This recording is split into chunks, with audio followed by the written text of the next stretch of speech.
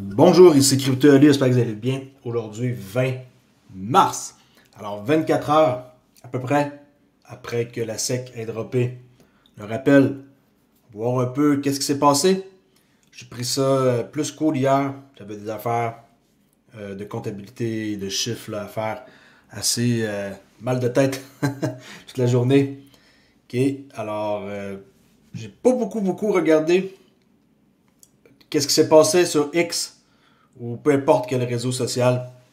Mais, par exemple, le fait de ne pas avoir vu tous les commentaires et qu'est-ce que les gens écrivent m'a permis d'avoir une meilleure vue ce matin quand j'ai regardé un peu qu'est-ce qui circule.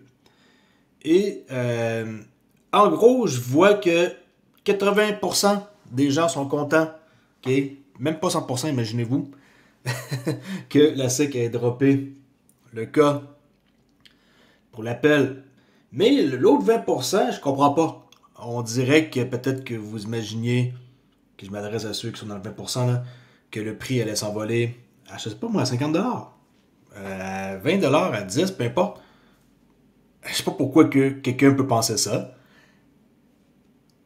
Tu sais, pensez-y, là. Alors, faites un petit tweet, pas un tweet, un post sur la section commentaires. Excusez-moi, je cherche mes mots. Alors, à tous les nouveaux qui se demandent pourquoi le prix de XRP n'a pas explosé après l'abandon du procès Ripple. De quelle planète venez-vous? Bienvenue sur la Terre, où ce que tout prend du temps. Pas parce que le cas a été droppé que la vie est belle et qu'on est parti pour monter à l'infini. C'est une étape parmi d'autres. Cette étape-là est très importante. C'est vrai que le prix a peut-être pas monté plus haut que le 3$ que peut-être que le monde savait fixer comme objectif. Juste, c'est psychologique, tu sais, le prix, on va dire qu'il était à combien, mais qui décolle, peu importe, là, 2$, dans les 2,35$, peu importe. Tu sais, de 35 à 3$, même moi, je me suis dit, peut-être qu'ils sont peut-être franchis 3$. Ben non, ça n'a pas franchi 3$. Présentement, on est en train de pullback légèrement, mais on est en position bullish, ok, pour le futur, ça c'est clair. Mais cette charte qui est là, ben, si je lis la charte puis que j'interprète ça en tant que trader, je suis toujours en mode vente. Okay, avec la charte à gauche qui m'indique qu'en weekly, on est en mode vente. Mais tu sais, à droite, en 4 heures, on est très loin d'avoir un croisement là, de cette rouge-là. Fait que tu sais, oui, bullish long terme, mais court terme, présentement, c'est encore bearish. Ce mouvement-là, il est très impressionnant. Si on le mesure, combien que ça fait? Mouvement de 25 centimes. Le monde, ils sont déçus parce qu'elle a juste parcouru 25 centimes. Okay? Pas de problème. Tu sais, je veux dire, maintenant, il faut aussi que je pense que pas tout le monde qui sont de la même pensée. Tu sais, il n'y a pas personne qui fait pareil, là. Le monde qui sont pas contents, c'est pas content. Le monde qui sont contents, ben, tant mieux. Puis la vie continue. Je veux dire, tu sais, la SEC, comme je dis tantôt, c'est juste une affaire parmi d'autres qui s'en vient. Okay, à vous de voir qu'est-ce que vous voulez faire. Mais moi, j'ai pas touché du tout à mes tokens. Et je touche pas avant 10$. OK? Fait que j'ai mis ici une zone bleue au cas où que ça redescende ici. Pourquoi que j'ai mis ça là? Parce que ça, c'est mon analyse personnelle. Le mouvement de départ. Avant l'explosion, le mouvement de départ, c'était quoi? C'était ici. Alors, je présume que cette zone-là, elle est très importante. Okay, je mesure aucunement là, un fair value gap comme d'habitude. Là, je mesure pas ça. Je vais juste mesurer mon expérience. Que cette zone-là, ça serait très potentiel de revenir. Si on revient là, c'est un rechargement instantané qui est à 2,32. Mais c'est loin d'être fait. 32 ou 35 pour les moins les plus peureux qui veulent recharger pour être sûr d'être dans le train 2,35. Les plus courageux 2,32. Puis 2,29 là, ce serait l'idéal là, mais peu importe. En tout cas, côté charte, c'est autre chose. Si vous en regardez pas, regardez pas, hein, je parle mal. Hein. Si vous ne checkez pas, peu importe, okay, vous avez compris. Si on regarde pas les news, puis qu'on fait rien que se fier à une charte, est-ce que vous savez qu'on peut aussi juste faire ça? Vous êtes aucunement obligé de regarder les nouvelles pour pouvoir trader.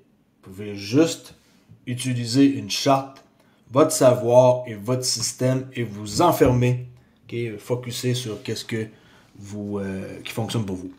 Bon, okay, c'est assez parlé de charte. Crypto-Oli, pour ceux qui ne me connaissent pas, depuis plus de 4 ans, je fais des vidéos. Désolé, mon intro est un peu raté là. C'est pas grave. Aujourd'hui, je suis encore mal de tête un peu d'hier là. Passé, comme je disais, la journée dans des chiffres. Crypto-Oli, Trader-Oli, le forum, Discord, si vous voulez en faire partie. C'est simple. Il y a une façon, pas deux, pas trois, une façon. WAP.com, Club Trader-Oli, rejoindre. Fin de l'histoire. Le reste, vous vous organisez, vous êtes majeur et vacciné. On peut voir ici que sur Fox Business, dans le bas de l'écran, que c'était marqué Ripple has said it's confident it's going to win. Okay, ça, c'est un truc qui date. Mais regardez, okay, ils étaient confiants qu'elle allait gagner la poursuite. Puis, après ça, après la poursuite, ils ont annoncé, okay, pas hier, là, qu'un IPO serait possiblement qu'est-ce qui s'en viendrait. Okay? Introduction en bourse, c'est quelque chose qu'on n'en parle pas souvent, mais que quand j'ai vu cette image-là de quelqu'un qui a publié, ben, oubliez pas que ça aussi, c'est quelque chose qui va arriver, comme les ETF, comme les classifications des cryptos, comme les stablecoins qui vont être réglementés, et on sait très bien que le RLUSD, il a tout pour plaire et va être parfait. Ça, c'est first. Okay? Là, c'est réglé le sec. Après ça, on s'en va dans stablecoin. Après ça, je pense que ça va être ETF et après ça, IPO. Suite logique des choses. Puis, tu sais, toutes ces petites étapes-là sont pas comme nécessairement d'ici la fin du mois de mars là, ou avril. Là. On peut peut-être calculer entre maintenant et, on va dire, septembre-octobre. Ça serait l'idéal. Mais, Brad Garlinghouse, une vidéo que je vais vous montrer sur lui, qui est à quelle place? Attendez un instant, ici. OK? Regardez bien ça. C'est parti.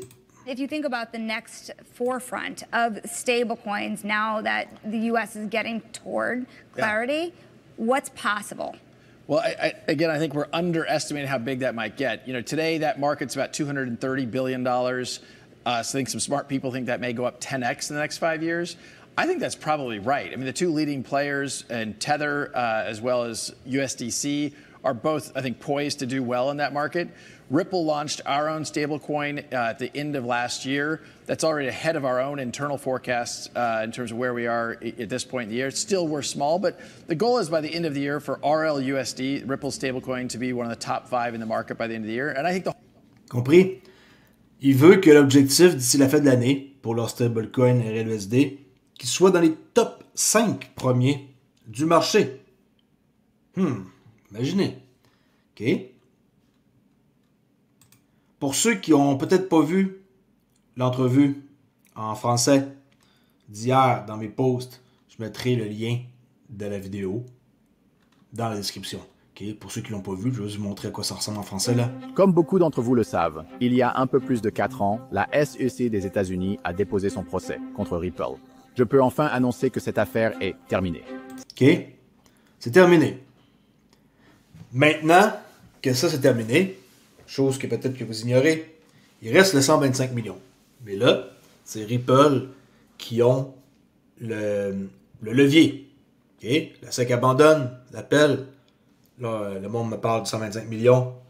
Ben, ils vont décider, Ripple, maintenant, qu'est-ce qu'ils font avec ça? Ça a coûté 150 millions passant le procès là, depuis 2020. Est-ce qu'ils vont payer l'amende ou est-ce qu'ils vont faire en sorte de pas payer ou de genre juste comme gagner du temps et aller en cours encore, mais comme pour se battre. Mais cette fois-ci, c'est eux qui ont l'avantage. C'est comme si maintenant, le cas qui était droppé, tout le monde est content, mais là, il y a d'autres choses, puis c'est une amende, puis l'amende, c'est pas très important. Honnêtement, là, je m'en fous barrette, cette amende-là. La payer, en même temps, pourquoi payer ça?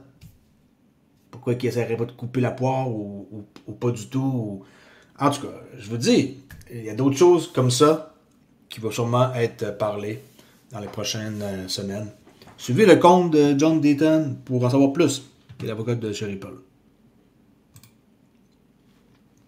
En parlant de John Deaton, qui parle de matières premières numériques, qui sont les suivantes, tout le monde sait que XRP n'est pas une sécurité.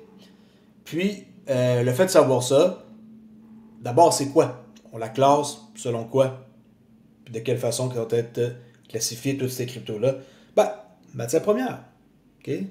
Matière première. C'est probablement ça qui va arriver, que le CFTC vont classifier le XRP comme matière première. John Deaton ici dit que les matières premières numériques sont les suivantes. On va voir. Suite à l'abandon de l'appel de la SEC, ça va être classifié, inquiétez-vous pas que ça. Ça, c'est hier, le Digital Summit 2025. Ah oui, c'est vrai, en parlant du Digital Summit, tantôt, j'ai oublié de vous mentionner, il va y avoir Donald Trump qui va parler au Digital Asset Summit à 10h40, heure de l'Est. Alors, ne vous fiez pas à mon heure, là. Moi, c'est une heure plus tard dans les maritimes.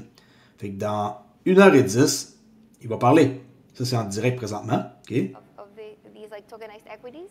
Do you see that as a promising use case or maybe too early for that? Yeah, I'll generalize this one a little bit. Ça donne bien, c'est Ripple qui parle. Peut-être que vous l'avez remarqué. You would say, hey, it's about improving access and it's improving. Ça, c'est en direct présentement à New York. Right? And so you would then argue 18, 19, 20. okay, so wherever the friction is the highest, where the access is the most difficult, that's probably where blockchain technology can add the highest value. I'll take it a bit further from the equity example. I think, you say, hey, real estate seems pretty compelling, and I know there's been a lot of talk of that for. Dommage, j'aurais dû regarder un peu leur horaire, mais j'ai tellement été pris hier avec ma journée de comptabilité que j'ai même pas pensé à regarder qu'il allait parler aujourd'hui.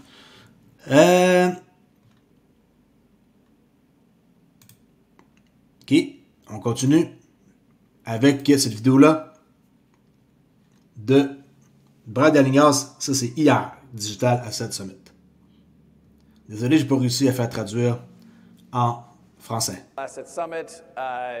Just a few minutes ago, right before we walked up here, I posted on X that we can now announce that the SEC is no longer pursuing their appeal in the Ripple case. We're obviously, thank you. Okay. We can now announce the SEC is no longer pursuing the appeal in the Ripple case. Peut-être qu'il y en a qui ne sont pas au courant encore. SEC is no longer pursuing their appeal in the Ripple case. We're obviously, thank you. I've been should we get a standing, little standing ovation? I can show your feet. This is a great For the whole industry, this is a good thing. Come on, come on. Okay. So it's.